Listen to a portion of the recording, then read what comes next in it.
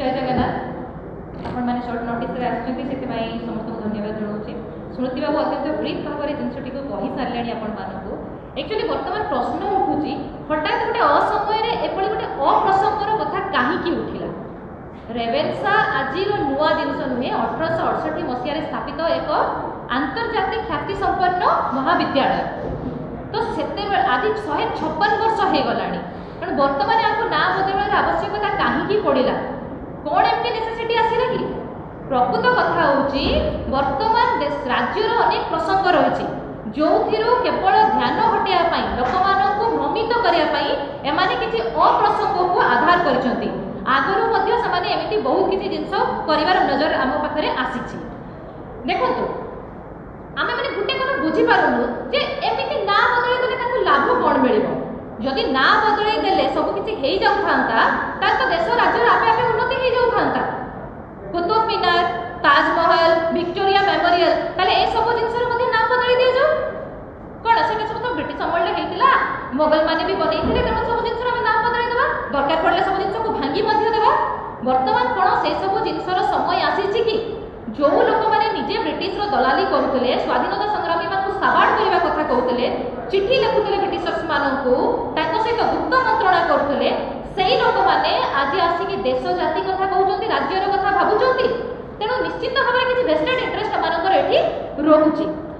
देखो आप चिंता करने दरकार अतीत वर्तमान आ भविष्य मध्य कौ जिनसर इंपोर्टेंस रही आम जब बर्तमान खाली अतीत ही घाटी होता इतिहास को बदलने चेष्टा करवा समय बर्बाद हम ना ना गोटे निर्वाचित सरकार पाखे केते समय थाए 365 इंटू 5 वर्ष 1825 दिन थाए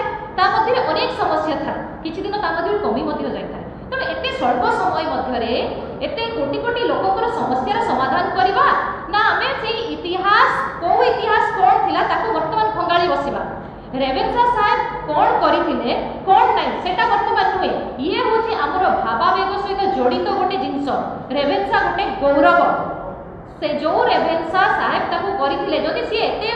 विरोधी थिले आमे से भीतर को डिटेल्स रे जाउनु तले से ओडिसा रे लोककर शिक्षार प्रसार पाई तो किछि गोटे करथिले ताको मध्ये तो सम्मान जणा दिबा दरकार ना। मयूरभंज महाराज तत्कालीन समय 10 वर्ष पर रेवेन्सा तैयारी हमारा 10 वर्ष पर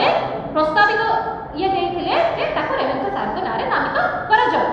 तो सेति पई से जिंस होइतला इथे ओडिया अस्मिता बाधा प्राप्त होला कोठी तेणु आपण माने समस्ते निश्चित भाव में जानिबा दरकार जो माने प्रश्न उठाउचंती जे या ऊपर जुक्ति हवा दरकार कि नाही निश्चित भाव में मु कहबी एटा केवल विभिन्न प्रसंग वर्तमान ध्यान हटाया पई याको कराइछि गणमाध्यम सामाजिक गणमाध्यम या भितर रही जाओ लुकायित होइकि सब अलग जिनस रही जाओ आमे एमिति आराम से निज मनमानी करि जबा एई एबे जो जबत हेतला 87 केजी सुना आपण माने वर्तमान देखुछथि माने कोन कहउछथि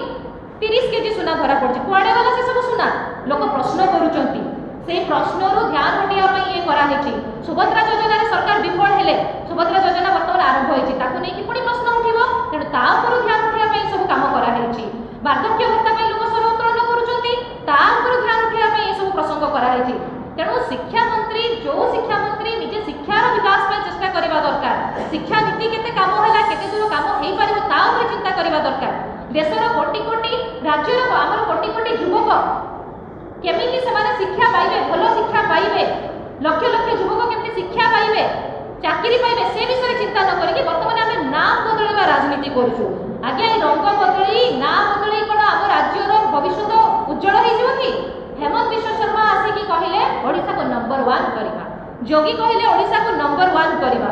तेबे सेमाने वर्तमान आसंतु एबे नुआ आम ओडिसा जो नुआ हेमंत विश्व शर्मा साजिछंती आमर शिक्षा मंत्री से केवल जातीय विभागीय प्रसंग को आखि आगु आमर टाणी आउछंती तेणु आपण माने निश्चित भाव में एई प्रसंग को उठेबा दरकार जे गोटे अप्रसंग को काहीकि प्रसंग कराउची काहीकि बुद्धिजीवी माने या ऊपर वितर्क करिवे से को बुद्धिजीवी माने को आह्वान दैछंती तांको बीजेपी कर्मकर्ता मानको ना आरएसएस रे थिबा जो मानको से बुद्धिजीवी मानुछंती से मानको आपण देखंतु काली पाखरु आज पर्यंत आपण सोशल मीडिया को जाइके देखंतु लोक माने को भाबरे से जिंस को विरोध करूछंती तेणु सरकार को आमे अनुरोध करिबु दया करी कि ए सब जिंस करबा अपेक्षा जो जिंस आम राज्य पई सहायक हबो स्वल्प समय भितर केमति ओडिसा रो विकास हे पारिबो माळमाळ योजना पड़ी रहिछि ताकू केमति आगे नहीं पारिबा ताकू केमति आमे समाप्त करिबा से ऊपर ध्यान दउतु अजथा लोक मानकर ଖେଳନ୍ତୁ ନାହିଁ, ଯେଉଁ ଜିନିଷ ଦରକାର ତାହାକୁ କରନ୍ତୁ। ଆଉ ଇତିହାସ ବଦଳାଇବାକୁ ଯଦି ତାଙ୍କର ଏତେ ଇଚ୍ଛା ତାହେଲେ ସେମାନେ ଆଗେ ଟିକେ ଇତିହାସକୁ ପଢ଼ନ୍ତୁ, ଇତିହାସ ବିଷୟରେ ଜାଣନ୍ତୁ, ଆଉ ଲୋକଙ୍କୁ ବୋକା ବନେଇକି ଭ୍ରମିତ